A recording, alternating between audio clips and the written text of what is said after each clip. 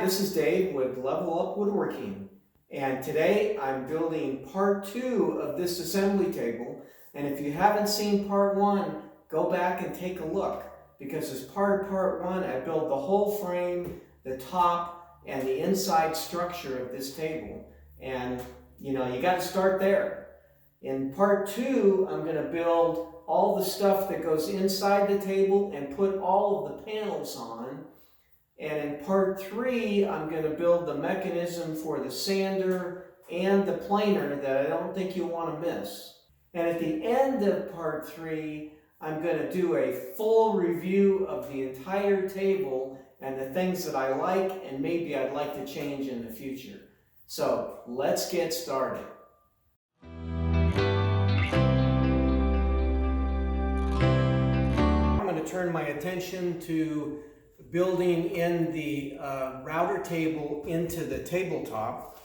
I got this Craig insert plate. This is a universal insert plate because I have a DeWalt router and I couldn't find the right plate for that. So I'm going to try this one. Unfortunately, I can't afford to get the kind that has a lifting mechanism in it, but I think this is going to work real well. And now I've got to mark up this brand new tabletop and hopefully not screw it up. So let's get started and get this thing in place.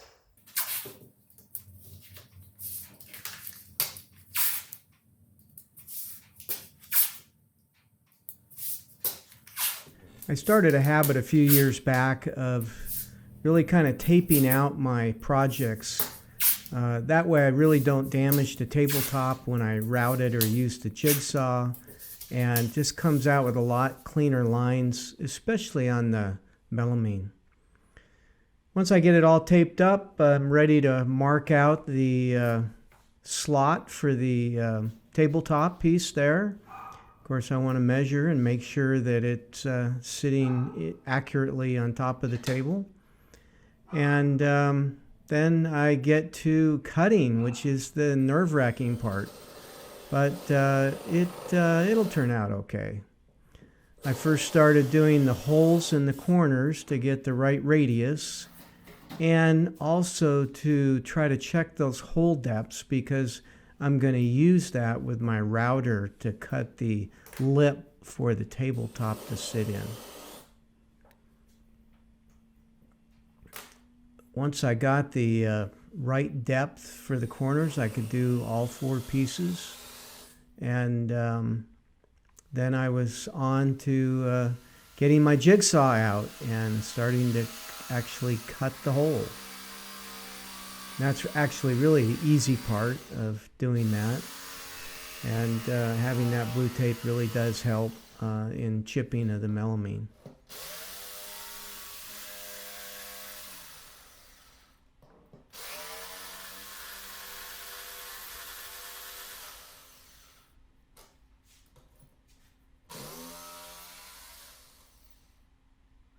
Now, there's a lot of ways of doing this. I could have done the whole thing with a router. It would have taken me a little more time, I think.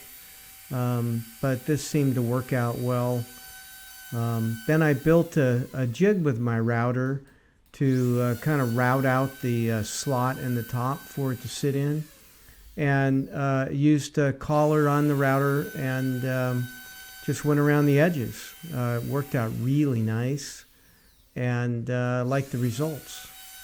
Did have to do it a couple of times to get the right depth, and I had to move the jig once to make sure I got the right spacing to fit the table in place.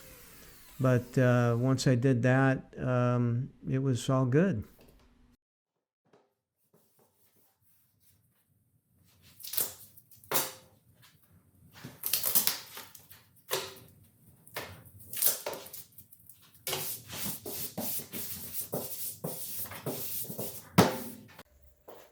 Okay, I don't know if you can see this very well, but decided I'm going to make a very simple box, 13 inches deep, 10 inches long, and, or I should say 10 inches wide, 14 long. I'm going to put the dust collection on the side towards the bottom because I think that's the easiest way to route the hoses.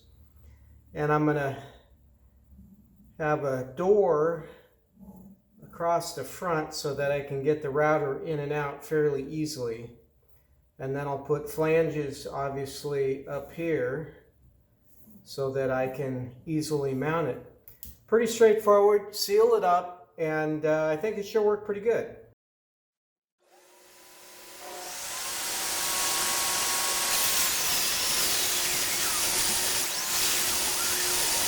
Once I had the basic design laid out, which was pretty simple, I mean, it's really a straightforward box for collecting dust. I started cutting that wood on my table saw and, actually taking advantage of the Outfeed table in a few cases, which is nice.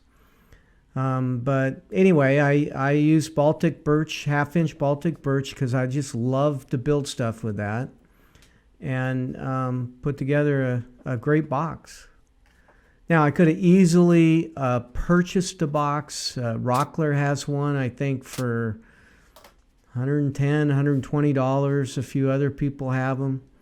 But, I like making things, and so I decided to make this, and I'm sure it cost me far less. But, it worked out really well. I was very happy with how the box turned out as I put it together. Just used glue and brad nails, and it was good to go. I used 1/8-inch hardboard for the bottom and just cut a slot in the box to basically slide that in. It's like a big drawer almost.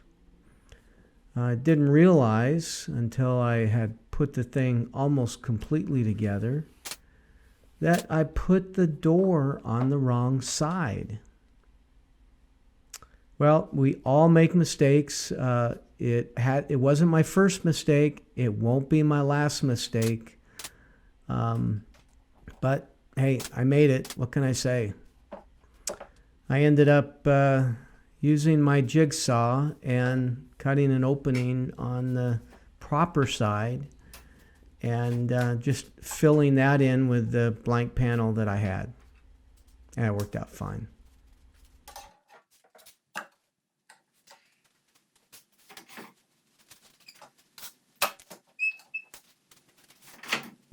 Well, after gluing and letting that dry for a while, I decided to cut that opening that I talked about. And I wanted to make sure that the opening was big enough to easily get the router in and out of the dust box. But also wanted to make sure that it fit in up underneath the bench properly. So there's kind of a lip on the top of it there where part of the bench frame goes right across that. And just a wasted space if I cut a hole there. So I went about as big as I could, and it actually turned out to be just fine. I used my router several times to kind of double check and make sure it would fit in there, and ended up building a cover for that, which I just Velcro in place. It does lose a little bit of air, but it's not too bad. Well, I don't know how well you can see that, but I cut 2 pieces of 1/8-inch press board and put them in place to help guide some of the dust towards the opening, which is going to be a circle right here. I'm waiting for the blast gate to be able to put that in on the door, and then I'll put the door on. So I'm going to set this aside until I get the blast gate. And then I can get that done and glue these in with some construction adhesive, and I'll be ready to install the box. In the meantime, I'm going to move on to the racks for all the storage parts.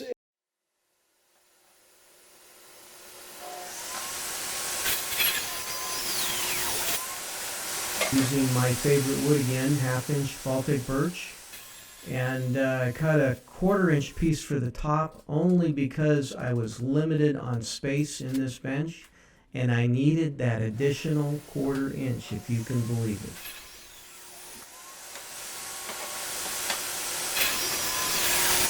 Okay, I got all the pieces cut for the bins that the box for the bins that I'm trying to do. And top and bottom are pretty easy, those are done. I'm going to cut some strips out of this to slide each individual bin on. And then these are the sides right here. So I have to cut grooves, 1/4-inch grooves in each one of these at appropriate spacing so that I can fit the 1/4-inch slats in here to hold the bins in place. So I got to measure that out and be precise because I don't have a lot of extra room. Okay, I'm ready to assemble on here this thing. So let's see if it fits together. Get some glue on this puppy and we'll be all set. Now again, this was a pretty straightforward box. Assembly was not a big deal. I just used glue and brad nails again. Worked out really well. I already had my slats in place, as you can see, and so I just had to finish it up. For the back of this, I used a scrap piece of melamine, and you can see I have some router slots on there. That was actually my demonstration piece to make sure I had the right angles and distance and everything before I routed out the tabletop to fit the router plate in place.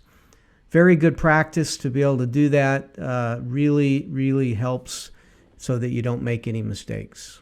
All right, I'll get some nails, put the top on, but I guess I could try and see if one of these fits in. It does. That's what it's going to look like. I think it'll be great. Handle's easy to get. Got enough spacing, so it'll work out good. I finished up the box and installed it and just put a couple of screws in the side and a couple of screws in the bottom. And that's all it really needs to hold it in place. As you can see, the dust box is right above it, and I maximize space like you wouldn't believe. I wanted to start building panels to go on the outside.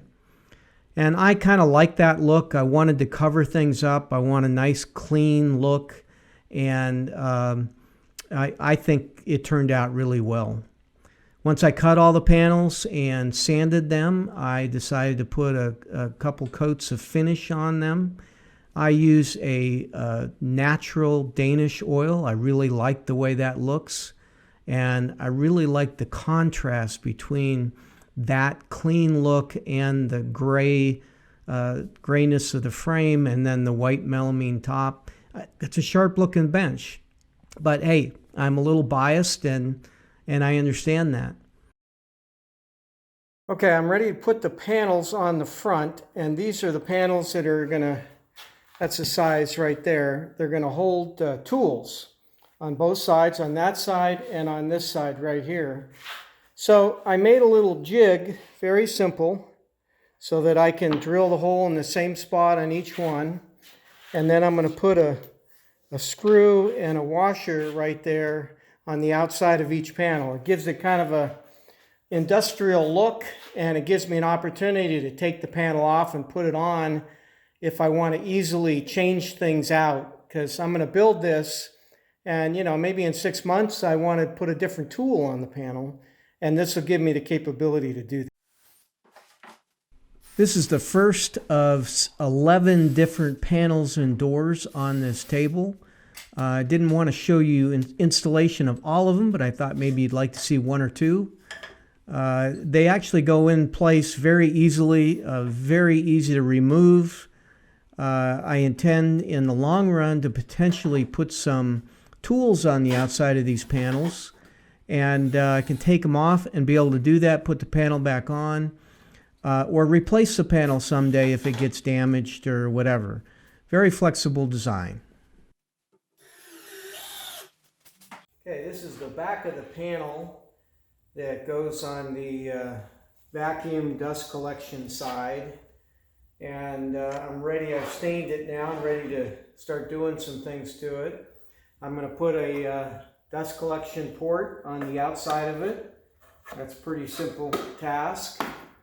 Got an extension cord. This has got plugs on both sides. I'm going to fit it in this opening and buckle it down so that I can plug either side. And then I've got a cord hole that I've pre-drilled a hole for, and I'm going to glue that in on the bottom side with some construction adhesive, and I think I'll do that first.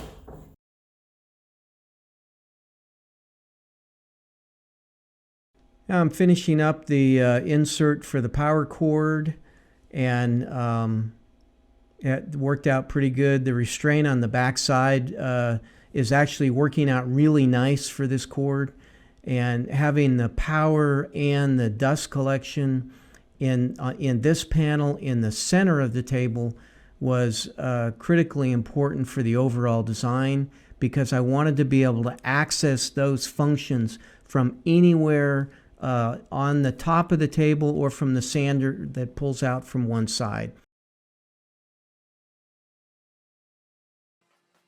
There's only one door on this table to access the cyclone dust collector, and I bought a pair of concealed hinges to put the door on with, and looks really good.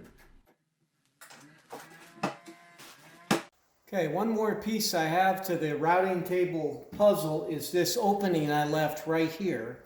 I plan on sliding out 2 separate drawers to hold router bits. And I've got the slides, and I actually got the layout done here. It's probably a little hard to see, but I got all the holes marked. Got to drill a whole bunch of holes.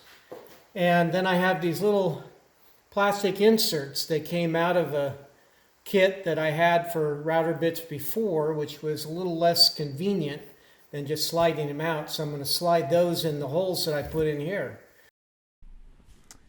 Yeah, still no drill press, but I'll get one at some point.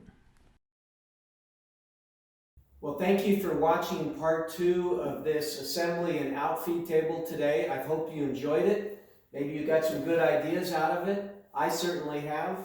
And if you like what you saw today, please hit the like button. If you want to subscribe, hit the subscribe button, and you'll get a notification for part 3, which is coming up. And I think it'll be a lot of fun. So thanks for watching.